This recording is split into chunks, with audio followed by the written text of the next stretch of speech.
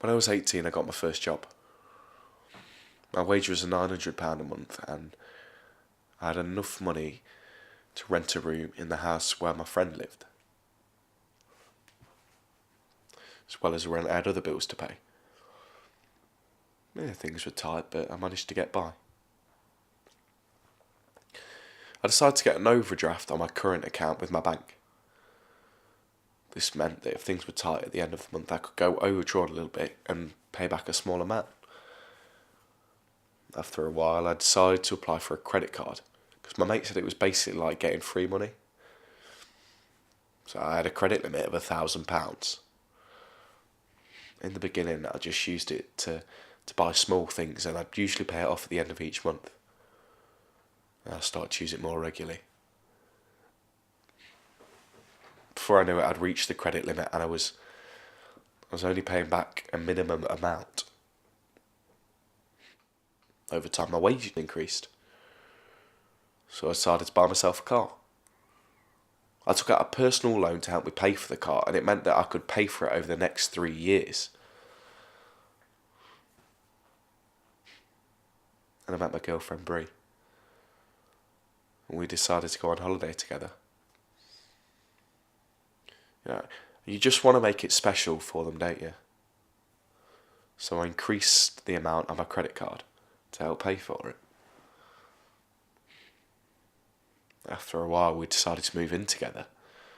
We need some furniture for the flat, so I took out an interest-free credit deal. This meant that we could buy things and then pay it back over the year without any interest. I also needed a fridge, so I took out a buy now, pay later deal. Before we knew it, we were living beyond our means, and our budget was out of our control. I managed to negotiate a consolidation deal with the bank.